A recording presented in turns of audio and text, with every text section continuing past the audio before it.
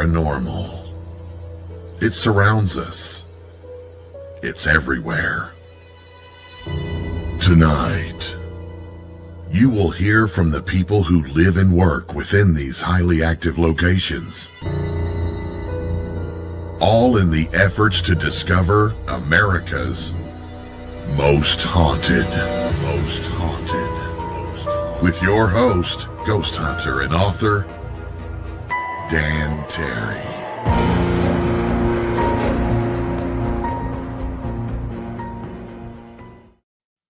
Good evening, boys and ghouls. I am Dan Terry, your ghost host with the most haunted. And I know what you're saying. I've been spending way too much time in the Midwest lately. I've been hitting the folks in Missouri and Illinois and Kansas. A lot of Kansas lately. But I have a lot of attachments there, too. Anyway, I am going to come back over towards the east this show because I've got a really incredibly well-versed guest. And his name is John Savage. And he has been doing this for over 35 years, a long time. And we were going to talk a little bit about how much it's changed, because you guys know I started way back in the late 70s, early 80s myself. So we've got a lot to talk about on how much has changed, some for the better, some not so much. But he spent the last 3.5 decades just walking that line between the dead and the living. He's a founder of Minnesota Paranormal Investigations, and that is the oldest paranormal group in the state of Minnesota. And he has investigated, and check this out because I'm kind of jealous, from the ruins in England and Cyprus all the way to the vast cornfields, wheat fields, and farmland of the Midwest. So John's been all over, and he's been doing this a long time. Let's bring him up, and let's pick his brain a little while. All right, John, you've been doing this a while. Yes, I have. I wish there was a retirement package for doing this for 35 years, but it is what it is. I'm with you, man. Me too. So you've been doing this so long, but tell us about you now. Well, I mean, a little background about myself. I have a degree in IT, cybersecurity. I also have a bachelor's in archaeology, which I also applied during the paranormal investigation. But most of the time, I'm just your average person, just enjoying life and exploring the realm of the paranormal. Okay. Definitely some weird habits or hobbies you've got.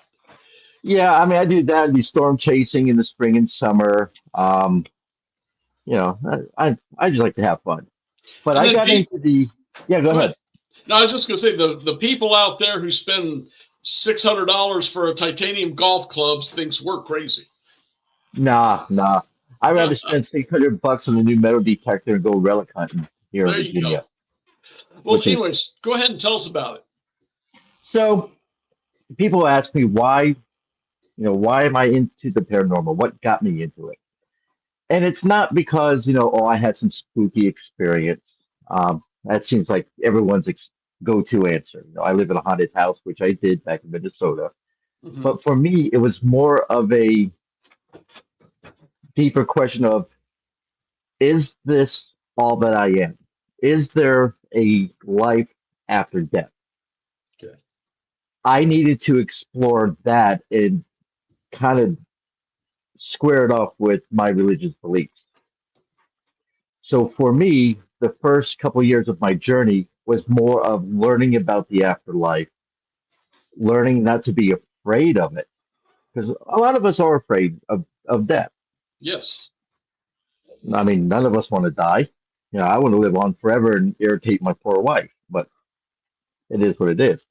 But for me, it was more of a spiritual journey, and I learned a lot from my beginnings back in 1990 to where I am now, to the point where I am totally comfortable with the concept of death. I'm not afraid of it. I've come to peace with it, and I've also meshed it with my religious beliefs. And from there, I just kind of expanded to help other people to understand what death is and also to understand what the paranormal is. It's not like what you see on TV where, everyone's freaking out. You got stuff dripping from the walls and you're, you've got a young priest and an old priest giving you, the exorcism rites. Um, but what I try to do is I try to help people understand that it's nothing to be afraid of. Mhm. It's something to be looked at with curiosity, to be in awe, because you're touching a part of history. And that's where the archaeology part comes into it too. Okay.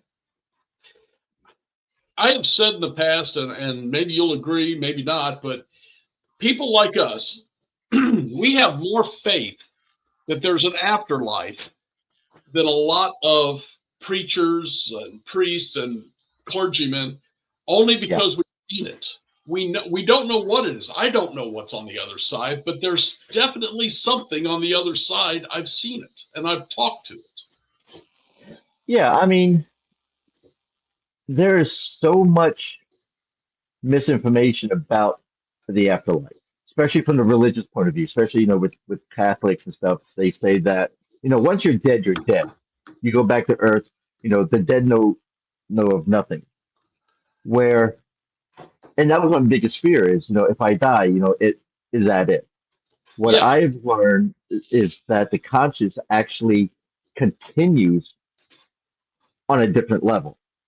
And with all the experiments we've done, all the investigations we've done, the hours of EVP recordings, the video, it shows me that life does continue on a different level.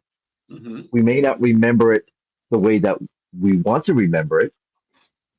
We may not, able to interact with other people like we do here, but we know that our conscious will go on, which is good. Okay. Said it well. Can't dispute that one. Uh, so here we are. We're looking for this stuff. You've been looking for this stuff for a long time.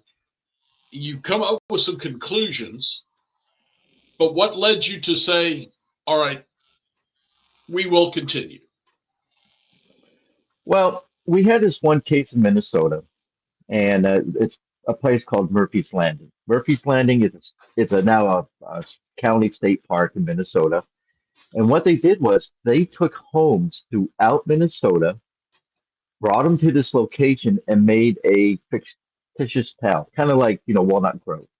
Okay. But these were actual houses from Wilmer, from Shakopee, from Isani. I mean, all over Minnesota. And this one house that we were investigating, and it was, like I said, owned by the county, by the park system, and they had interpreters assigned to each house, so they can dress up the house any way that they want. Well, this one person who was interpreter of this one house called us because they were having a lot of issues. Things would be moving, tables would be tipped over, um, typical haunting stuff. Hmm. Well, we spent 6 years investigating this place. And we had one evening where we're doing an EVP session with a digital recorder. And we all know how digital recorders work, just binary numbers, one and zeros, one and zeros. I had a recorder going and I was asking some questions. And on playback, it was just a bunch of garble. I had the idea of flipping the audio recording in reverse. Hmm. And this is the part where it told me that the spirits have intelligence and they are aware. It said, yes, this house is haunted. Now leave our room to us.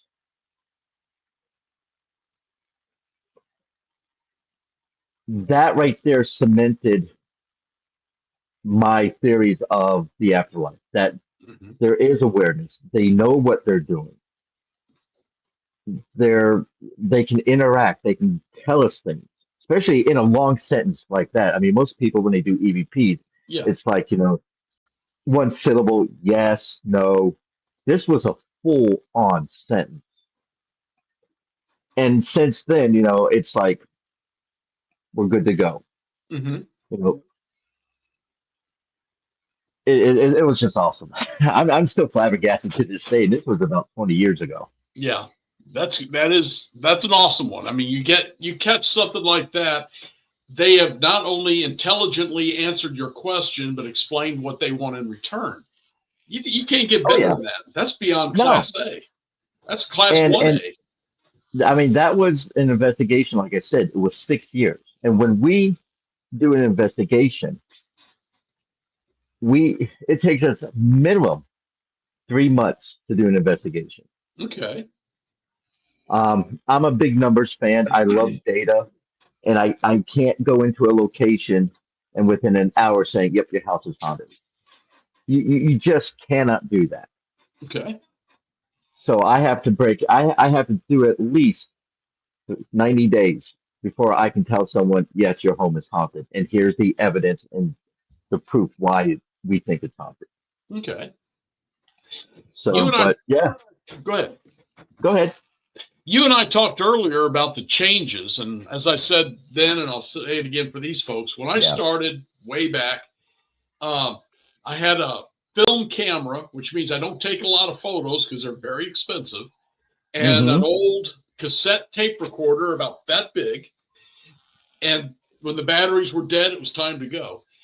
Things have Yeah. things have changed a lot since then, and I'm sure you started out with similar equipment. Um, but where Yeah. are we at today? When I started out, um, we didn't have the internet. Right.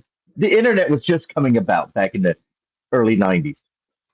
You know, my source of gathering information was like the TV shows In Search of, Leonard Nimoy. Sightings.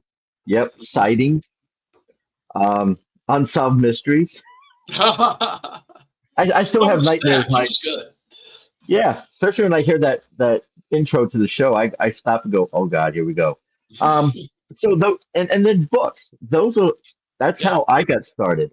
And with the equipment, it was a you know Radio Shack tape recorder with an external mic that you had to hold, a 35 millimeter camera. My first camera I used was a Canon AE1 35, and then I Mhm. went to a really good camera, which I still use to this day, is the Avantex shoot point and shoot camera, Okay. and a dowsing rod, flashlights, a notebook. I Absolutely. had and just the stuff in my head, just the brains. Hmm. And I just started walking cemeteries, and that's when I started taking photos. And and you got this. You probably had the same thing. You have your orbs, your mist, your echo fog, and not knowing what they were, I actually had to go and talk to actual photographers and say, "Hey, what is this that I'm capturing? Hmm. How does and I actually had to learn how a camera works. The focal point of a camera lens. You can Right. adjust that. If there's dust particles and they're close to the camera, they're going to be bigger. And if the flash goes off, the flash is just a pure white light. There's Hmm. no filters on it whatsoever. So it's going to illuminate whatever particles outside of that focal point of the lens and make it a little blurry. And so I learned a lot from that. And then from there, I start doing the EVPs, and I had to learn how does the tape recorder work. Back in the days, I actually took it apart to look at, here's the little magnetic strips on it. Hmm. From there, I just kind of expanded. Now, in this day and age, there's a lot of toys that people use, Oh but yeah. they do, yeah. And first of all, people don't know how to use them correctly. Most of the time, they have no scientific purpose. Hmm. Let's take a REM pod, for example. All a REM pod is a high-tech version of the Thurman device, which I still use. And for those who don't know what a Thurman is, it's a box that has an antenna, just like a REM pod, but it's designed to have musical notes. So you can put your hands to the antenna, depending which one. You have one that goes vertical and horizontal, and you can change the pitch. Hmm. I use that instead of a REM pod because I will have a spirit come up to it and change the sound versus just that annoying high pitched sound of a REM pod. Right. Um, so that gives me some valuable information. I still use you know an O scope for The my EVP. oscilloscope. Yeah, Okay. yeah, I will hook that up in line with my microphones, Hmm. and I'll watch the sound waves, sound patterns coming onto the scope to try and get what range of EVPs I'm picking up that evening. What's the frequency? What's the hertz range? Again, document that. In this day and age, people just take up their cell phones and hit record. They're not, yeah, they're getting some really good EVPs, but they're not telling me how they got it. They're not showing me the scientific value of Hmm. of getting that EVP. Cell phones have a lot of problems on the rest of it with using it for ghost hunting. Too easy to mix signals up. Uh, I mean, just like any type of mechanic, the tools are there. They're only good as the person who's using it. yeah, good point. Now, I use my cell phone during investigations here at Fort Monroe, but I use it more for video documentation. Right. Um, but I will get EVPs on my phone with a microphone. Hmm. But I usually tell people, if you're capturing data, or excuse me, if you're capturing an event on your cell phone, as an investigator, I have to throw it out because you can change anything on this phone. You can add pictures, you can add sound. Oh, yeah. Where back in the day, when you would investigate or when I investigate, we had the hard evidence. Spirit, Negatives. exactly, spirit photography. We had the negatives. Now we have, whatever we get on the cell phones, Hmm. which we can change. We can go to Adobe Photoshop or Lighthouse and change everything around and say, hey, look, I got myself a ghost.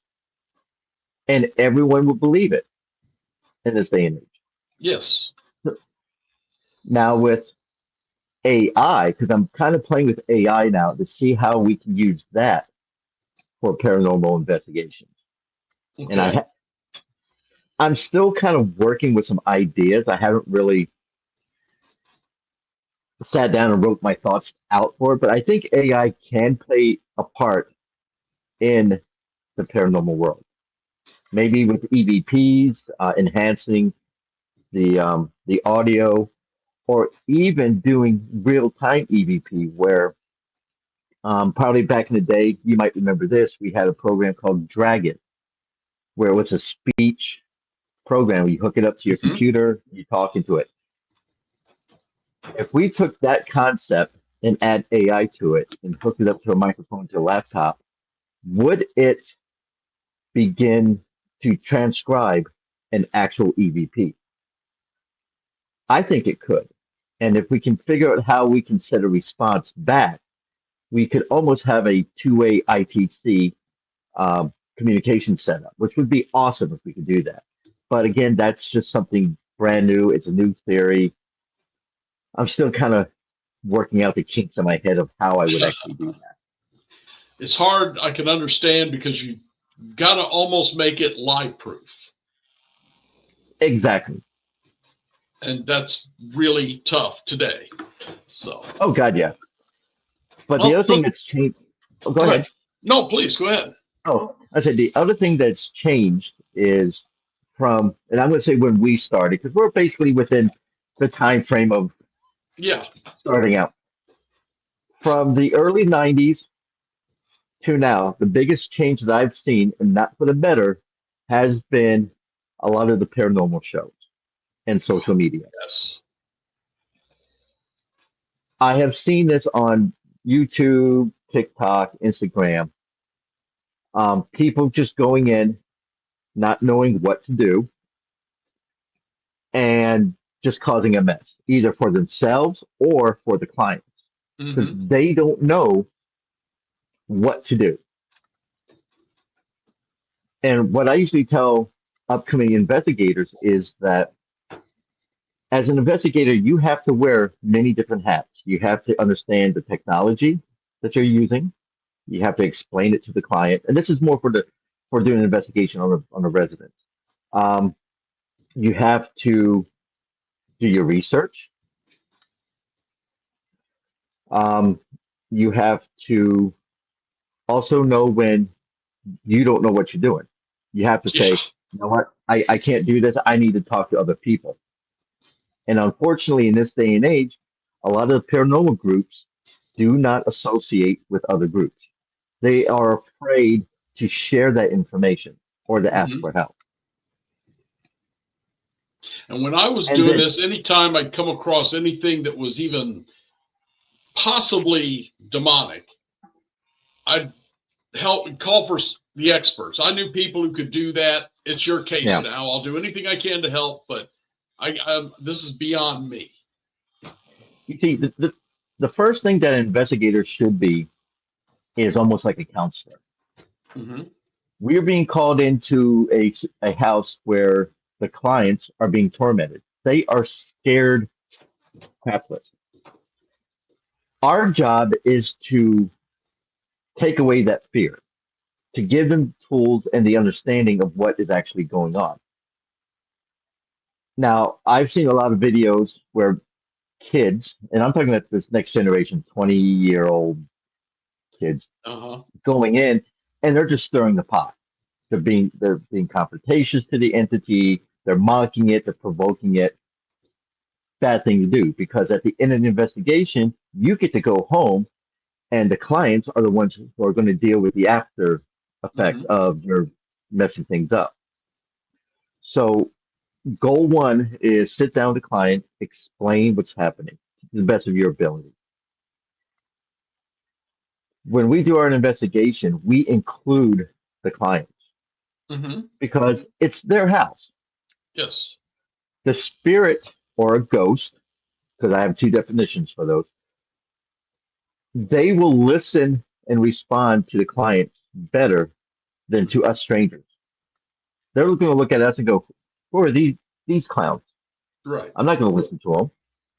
So when we do our EVP sessions, we have the clients there. When we're trying to do a removal, and again, that quotation marks because you're dealing with free will, Absolutely.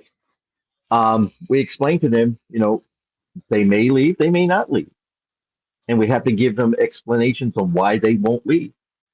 And that's where religion comes into play too. And then, you know, when we have people talking about, oh, we can go and cleanse the house. You can't really cleanse a house that has free will. And one of my colleagues back in Minnesota, this was again about 20 years ago, went into a house that was haunted, cleansed it by using Native American rituals, smudge sticks, feather, Hmm. yada yada. Left, and the activity just went nuts. Where the clients left that house that night. Wow. Well, if that team did the proper research on who owned the house, because you can do, you know, public records on when they were born, weddings, things like that, marriage Hmm. certificates, that will give you a clue of their religious belief. In this case, this family, they were Catholics. Now look at this from a spirit who's a Catholic. You have someone come into your house performing a Native American ritual, which in their mind is considered witchcraft and not of the light. Of course, they're going to be pissed. So I tell people before you cleanse or even try to cleanse or bless a house, look at the information available of who used to live there and see what religious beliefs they held Hmm.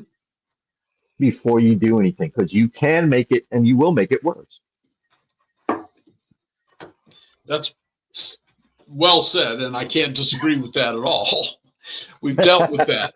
But now let's flip that coin. I've been in Yeah. places where they came to me with a long story, needing help. I go there, and it turns out we're the fourth investigating team they've had in there because nobody will tell them what they want to hear. There's people who want to be haunted, and even if I can't find anything, then we'll find somebody who will. Yeah, and I've had cases like that where they're like, oh, our house. I'll give you an example. Here's one. We did a case in St. Paul where they claim they see shadow figures, they hear noises, they felt something demonic. We get to the house, and the first thing we notice is they love horror movies. They've got Freddy Krueger, they've got monsters, they got everything around the house. So it's almost like they're kind of psyching themselves up for it. Mm-hmm. They're into the paranormal. They love ghost stuff. So it's almost like they want it to happen. When we did our investigation, we had 0 EVPs. The EMF were all baseline for that type of house. There was nothing in temperature. We did our questionnaires. A lot of the stories never jibed with each other's stories, which is always the first clue. It got to the point where we figured that they were manifesting the haunting on a subconscious level, Mm-hmm. psychokinesis level. So, and we told them, it's like, look at your house. You guys are dressed up like Addams Family. You have horror picture movies. I mean, I kid you not. Everything in their living room was horror movie related. Mm. From the 20s, 30s, 40s. I mean, you name it. There was coffins. It was like goth central, and it's like you guys want it to happen so bad that you're manifesting it yourself. Mm-hmm. I said, let's do an experiment. Let's take everything down, make it as plain as can be. Right. We'll come back in 60 days. And we told them during that time, keep a journal. And that's the other thing that investigators need to tell their clients is when you're investigating and you're not there, have the clients write down a journal when Mm-hmm. things happen, what happened before, during, and after. So anyway, and they did that. And we can tell they were fudging just a little. But over time, you could see each day nothing happened, nothing happened, nothing Yeah. happened. And it's like, okay. And they were kind of upset. They were kind of bummed out that their house wasn't haunted. And as I told them, I said, it's not everyone wants to live in a house that's haunted. It's not always good. No. That's I mean, wild.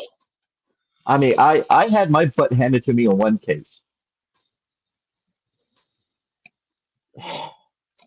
Okay, we bought a house in Minnesota, back in my hometown of Malacca. The Okay. house was on the market for 4 years. In that 4 years' time, only 2 people have was shown that house, and we were family number 2. Um, when the wife and I were walking around, I felt like something was tugging on my pants. You know how if you're walking around, you feel like you dropped your wallet, you grab the back pocket. Mm-hmm. That's what I kept doing, and it's like, well, that's just weird. We walked upstairs, and we heard the door close. Now the house is totally empty. There's no one else in there except the realtor who's down in the living room. So the wife and I looked at each other because she's an investigator too, and we're like, we're buying this house.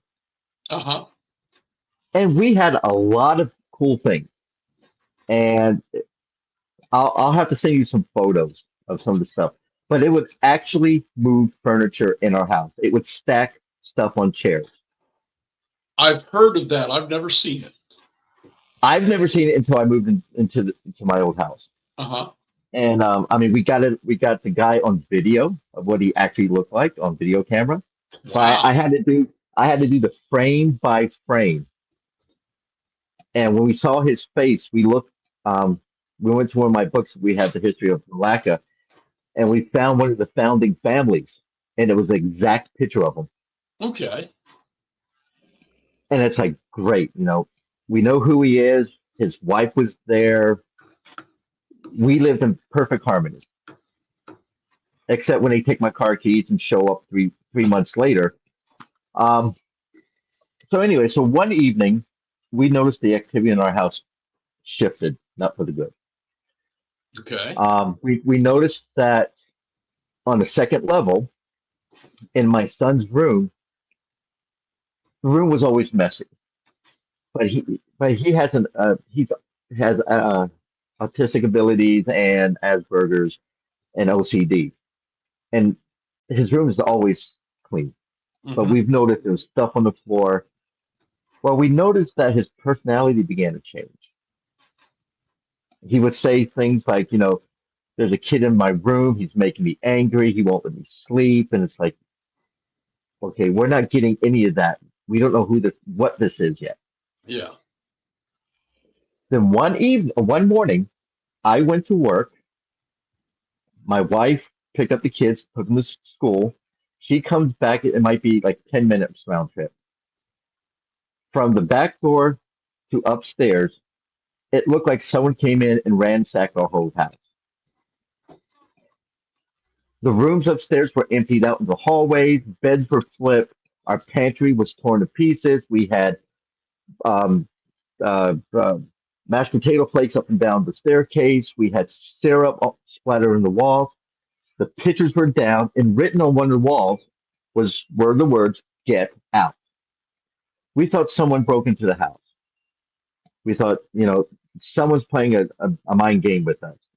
The wife calls me. I tell my boss, "Hey, I've got to go back home because of something happened. Maybe it's ghost related." My boss is like, "Yeah, right. I'm going to come with you." So my boss came with me to the house. We get there, it's trash. And written on the walls were the words "Get out" with like syrup. And I'll send you photos if you'd like to see those. We started cleaning it up. My boss went to use the bathroom downstairs and she screams. And we're like, "What's wrong?" She's like, "I just walked in the bathroom. I just saw a can of shaving cream hitting the floor, and written in shaving cream on the mirror were "Get out." So we started thinking, okay, something followed us from another location, maybe a different haunting. We don't know. Fast forward a couple months later, the house really felt heavy. I was getting nervous. We had lights turning on and off. We had just his toys being thrown in the hallway, being put together but in Lego pieces. So one evening, I decided to see if there's a connection between this spirit and my son. So, being a typical dad, I go into his room and I start writing him hard. "Your room is a mess." The more upset he became, the more the activity increased in the house. We could hear glass being thrown downstairs in the kitchen. We could hear a table being tipped. My son changed. His personality became very angry. It got to the point where I told my wife, I said, "You have to take our son out of the house." Now, at this time, I'm getting scared because I don't know what's going on now. I went from being the investigator to the client. Right. Okay. She's gone. I'm walking around the house, trying to calm everything down. I walk into the bathroom, and again, I'll show you photos. And if you go to my Facebook page, I think it's on my Facebook page also. You see the words "Leave him alone" written in ketchup on the bathroom stall in the tub. That told me there was a connection to my son. It was protecting my son. It wanted to interact with my son, which was fascinating, but it scared the daylights out of me. And it dawned on me, this is the feeling that our clients are going through. I'm the big bad investigator and I'm scared Right. because I can't protect my family now. What did I do? How can you fight something that you cannot physically see? How do you defend yourself? You can't. So that was a very humbling issue that we had, Hmm. but it made me appreciate and realize what our clients are going through. So when we had cases like that, I could understand deeply and profoundly, hey, I'm not just saying this. Here's my story. I understand, you know, the husband feeling defenseless because he can't defend his family. I get that. I was there.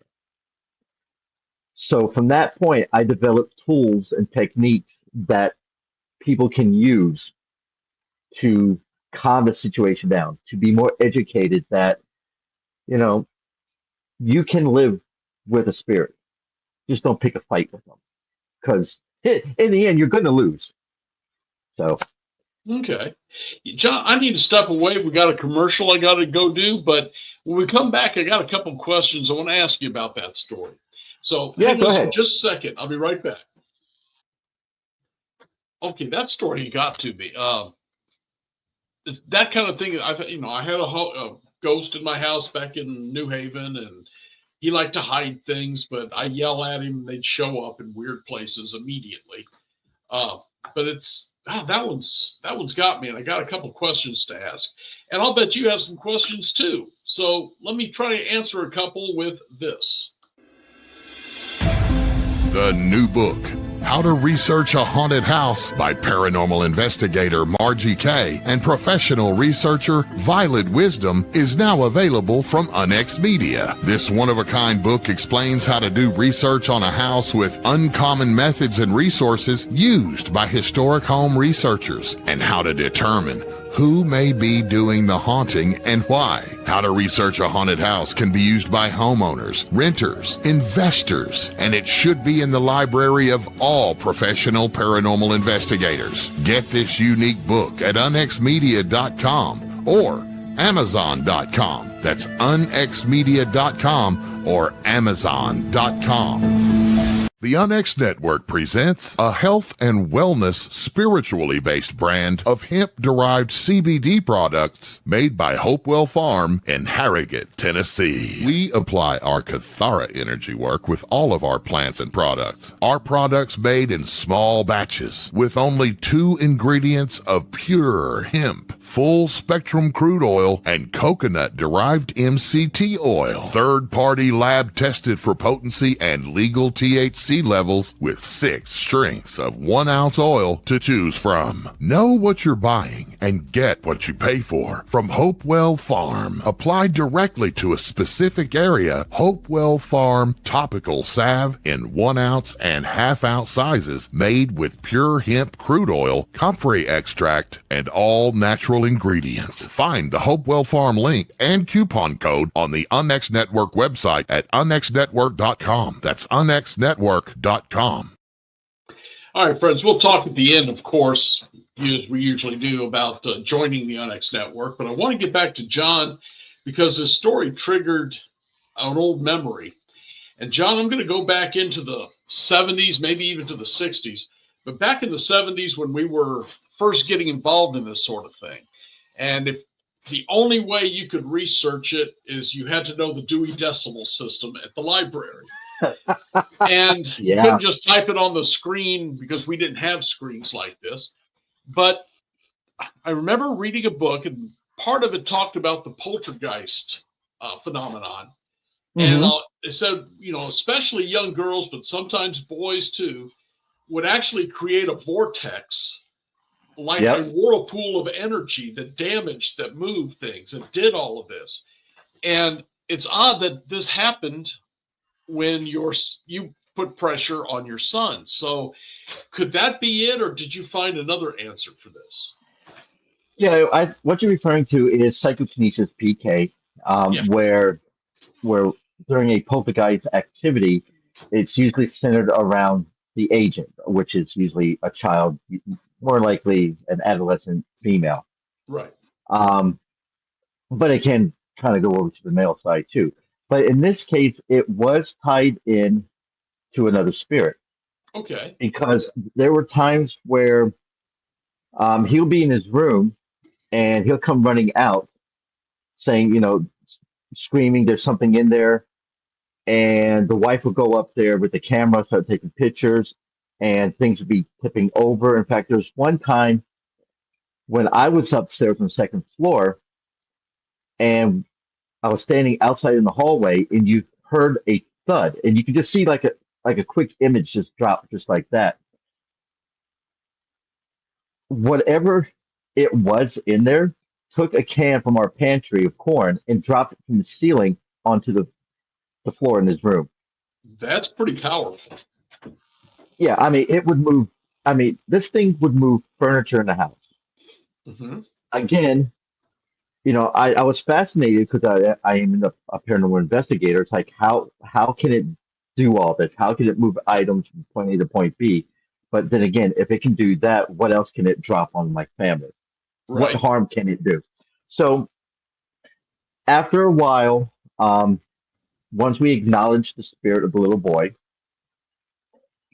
we would leave things out in the hallway for it, like toys, Okay. and we will allow it to interact with my son as long as my son was okay with it, and he would sit there and build Legos and play with them. Hmm. And activity just kept dropping and dropping. I mean, there were a couple of times where it made itself known to myself and my wife, where we had a little RC car in his room. It had no batteries, and again, you know, I wouldn't believe if I didn't see it and experience it. I just literally watched it being moved down the hallway. Right. So I learned a lot from that spirit, and after a while, that spirit finally moved on. And I think it was also with the help of our resident spirits, Josephine and Albert. Hmm. Those were the original owners of the house, also, who were buried 2 miles down the road at the local cemetery. Um, but they also interacted with that spirit on our behalf. I believe they Okay. did. Josephine was the wife of Albert, and she was very protective of our kids. Hmm. And there were times when we'll be downstairs and the kids' bedrooms were upstairs, and we could hear a woman yell. One time it said, "Go see Scarlett," and I thought it was my wife. I'm like, "Well, you go see Scarlett." She's like, "No, you told me." So we both went running upstairs, and she had her head stuck between the crib railings. Wow. So again, that I learned a lot from that house. I learned again about religious, about life after death, that Hmm. they do interact with us. I learned about, there are some good spirits that will help you, and there are some spirits that will just make your life miserable, like the little child. Um, but after a while, back to the child. After a while, the child did leave, Okay. and then we kind of moved house after that. Back to we moved to Virginia for work, but I still wonder if the spirits in that house are irritating the current residents. Yeah, gotta wonder that too. The one I sold and left out of Missouri, I wonder how George is doing with them because once we set the ground rules, he was a great person to have in the house, man. He was all right. Yeah, I mean, there was one time in our house. Now, I don't drink coffee. The wife doesn't drink coffee. Hmm. And we're sitting in the living room and we're just overcome with coffee. I mean, it's like when you walk down the coffee aisle at a grocery store, you have that rich coffee. We were smelling that through the house, Hmm. and it was very strong in the kitchen. And it's like, I don't like coffee, but man, I want a cup of that. I mean, we actually put mugs out and said, please fill this up. I mean, we had video cameras ready to go just in case, but Yeah. nothing happened. But that aroma was so strong, and Hmm. that was their way of saying, this is our house too, and going to cohabitate with you, and we're going to go about our daily lives as you're going about yours. And Sure. that's what I tell the clients, that majority of the time they're not going to harm you. The reason why True. at the beginning things happen is they're trying to get your attention. Think of it as you're at Kmart during Christmas season, Toyland. You've got the little kid and the mom, and Kid's going, mom, mom, mom. Mom's ignoring it. What happens? The kid ramps up Right. to the point where it's making a scene. Then you have to acknowledge it. Same thing with a haunting. They're trying to get your attention. They can't come up to Hmm. you and say, "Hey, Dan, how you doing? My name is John." They have to do stuff to really get your attention. And especially in this day and age that we're so distracted and preoccupied with technology and everything, they have to go further. Yes. So to them, they're getting trying to get your attention. To the average person, they're thinking, "Oh my God, I got the nun from The Conjuring in here. I'm being attacked," which they're not. And that's where, as investigators, again, our first job is to be the counselor, to be the educator, to explain Hmm. to them this is why they're doing this. And now, after an investigation is done, the big question is, what do you do?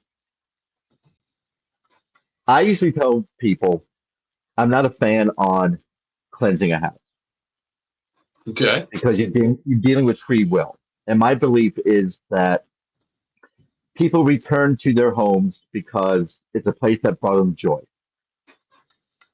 And in the Bible it says, the Lord hath prepared many rooms in his mansion for you. I look at that statement and say, what if these rooms are these homes Hmm. and God has prepared them, come back to your house, come back to the place where you had happiness with your family. And that's why one reason why it could be haunted. As long as there wasn't any murders, mass suicides, murder suicides, or anything like that. Right. So, and I just tell people, look at it as you have a living history in your house. Your house is alive with history. And every now and then when something happens, you get to be a part of that. Not many people do. Hmm. And if you do become scared, because we know fear is a very powerful emotion, laugh at it, joke about it. I say things like, well, if you can open the kitchen door or move a chair, you can grab the cat litter scooper and do the cat mouse. You can do the Yeah. dishes. And once you bring that humor into an investigation, the clients, they begin to calm down. They begin to relax and understand, hey, this is not that bad. Hmm. Now, when you're dealing with children in a house that's haunted, they're just a big bundle of energy to begin with. Sure. And you have to try and control them. Take the fear away from them. But how would you do it? What I do, and I actually saw this from another investigators on sightings of all TV shows. Um, I like the old white-haired guy. He was really good. oh yeah, and I kind of modified what they did, but it was, I would give the kid a toy water gun, Okay. and I'd tell him, here's some special holy water. Again, you got to know what the religious background of the clients too. Hmm. So when you feel scared or you think you see this person at your door, I want you to squirt it with a gun. You're now taking you're now allowing that child to take control of the situation and not to be afraid. Yeah. So it's not as scary. Another technique that we do, especially with the younger kids, is we have their parents put bells in their room. So when they walk into the room, they ring a bell. When they're about to go to bed, they ring a bell and they say out loud, I'm going to bed now. This is my room. I don't want you in here unless you're my mom or dad. You're giving the control back over to the child. Hmm. And most of the time, that will work. I mean, you have to modify it to the age appropriate of the child, but that's how you deal with situations of hauntings with children. And some of the parents kind of like the squirt gun idea, so Yeah. Hey, if it helps the kids sleep, then whatever it yeah. takes. I would never tell a person, no, you can't do that, or no, you can't burn sage, or no, you can't burn frankincense. Whatever allows them to relax and feel comfortable and safe, I want them to do that because you're having them take control over the house, not the house Mhm. controlling over them. And then setting, as you said, setting down boundaries and rules because they can hear you talking. Yeah. They just can't really respond back. So if you set down rules saying, hey, you know, if you want my attention, and this is what we did in our house, if you want our attention, you knock on the door or you knock on the wall, and we will acknowledge you. Just don't do crazy stuff at the last moment. Hmm. So that stuff works, and I tell all the clients do that first before you even think about trying to do a cleansing, because sometimes the cleansing will not work. If you're a family and you don't believe in a certain, let's say you're a Catholic, you're brought up Catholic, but you don't believe in that ritual, then all of a sudden you have a priest come in to the house. You're just going through the motions. You're not investing your actual beliefs that it's going to work. Right. So Now, I've found many times just explaining to the ghost why what he's doing is hurting the family. And when he was alive and had a family, you can understand what's going on. Seems to mhm. work. In a lot of cases, they grasp the concept. Yeah, I mean, I've had cases where, and again, now a side note here for me, I was trained also as a medium by Echo Bodine back in Hmm. Minnesota, and I believe that the more you dive into the paranormal, the more that your gifts will open up. Oh, yeah, no doubt. Okay, so let me throw that out there. We did a case where in Minneapolis, family was being tormented, and I let my team go in first because I was going to run the mediumship side of it, so I had no knowledge, whatever. Hmm. Walk in, I could see the man hiding behind a fake plant in the corner with his arms out like this, side way out, with a child and his wife in the back behind him. Like he's kind of like hiding them. This is a real human or a spirit? This is spirit form. Okay, okay. Okay. And I go through, this is what I see, this is what I'm being told. He doesn't want to cross because he's afraid he's going to get judged. Cross that. Um, Yeah. what he told me was a lot of SA, unfortunately. Um, but after have my team doing research, one of the previous residents who owned the house back in the 70s, I believe, Hmm. was jailed. And well, he was jailed for sexual assault and molestation on this child. He got released and it turned into a murder suicide. So he was keeping his that family there. Yeah. Um, and it's like, we had to try and get that one to move on, which we did. And after Did that, the he house was totally quiet. did he cross over or did he just leave that house? From what I could tell, again, this is from my perspective, Sure. um, th- they crossed over. They were gone. Okay. They didn't leave the house. And that's the other thing is, people saying, well, if you burn sage and stuff, that will remove the spirit. Sage is only a temporary fix. It just kind of balances it Yes. out. So if you have an entity that's tied to that location, let's say it's their house, and you kick them out, they're going to come back into the house pissed, Hmm. which now it's going to cause more problems. Okay. The way I've noticed it is it seems to me the sage Hmm. actually does something to make them lethargic. And after a while, they get tired of feeling that way and move on. Or they calm down Yeah, so you don't burn the sage anymore. yeah. Either And way. if you don't do it again, they're like, okay, we'll behave, and that's a Exactly. possibility too. Mhm. I mean, there's so many different theories on why it does work or doesn't work. Sure. It just comes, and this is where talking to other paranormal groups comes in handy because you can see what works, what doesn't work, for Yeah. what situation, and learn from it and modify it. But as you said, what works for one may not work for another. You got to bring your own personality and style into this. Exactly, exactly.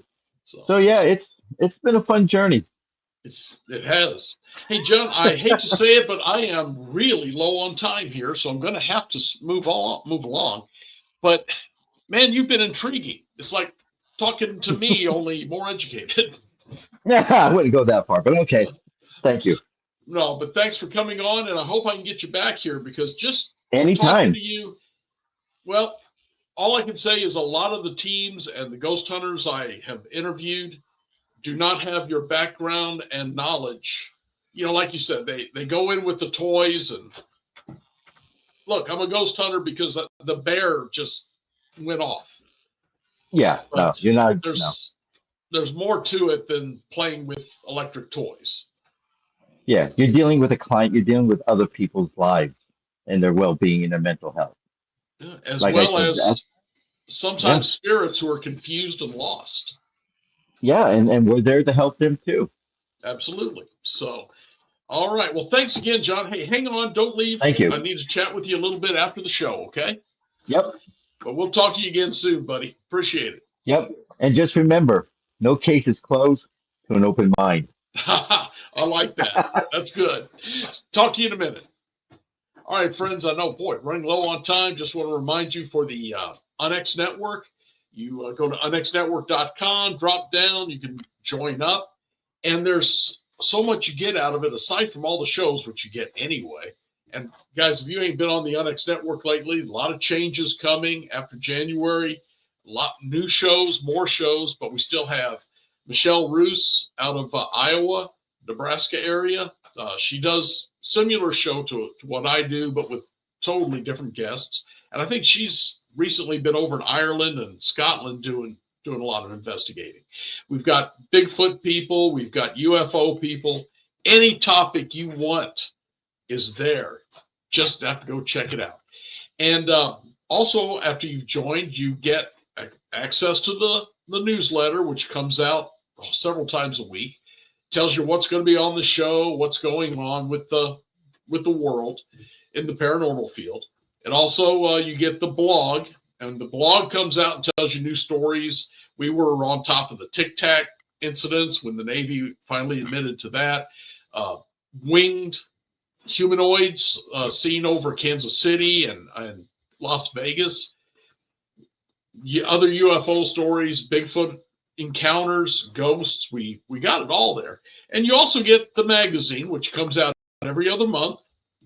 The magazine has all kinds of articles by good writers, and they even let me get on there now and again. The one on the side here, I had 2 articles that time. It's a couple of years ago. But the articles was on Halloween legends. And when I talk about the legends, I'm going back to cults wanting to kidnap blonde-haired, blue-eyed children for sacrifice. That was big back in the 70s. Poison candy, razor blades in the apples, all of those had a basic morsel of truth in them. And I also did one on the battleship North Carolina, which is extremely haunted. This one, I was able to get an article on haunted dolls, which creep me the hell out. I hate dolls. And this one on the last call at the Devil's Diner, which was the old Tri-County truck stop on Route 66. I was among the first ever ghost hunted and among the last. But it was recently destroyed by a tornado. So I gave one last story of all the things that went on. A lot of stuff in the magazine, the blog, the newsletter. You need to be joined up. And boy, am I running low. So I'm going to have to move along, folks. But I want to thank you all for coming. I want to thank John because that was so intriguing. He was so down to earth talking about this. And a lot of the things he said, I have went through, so I can understand that.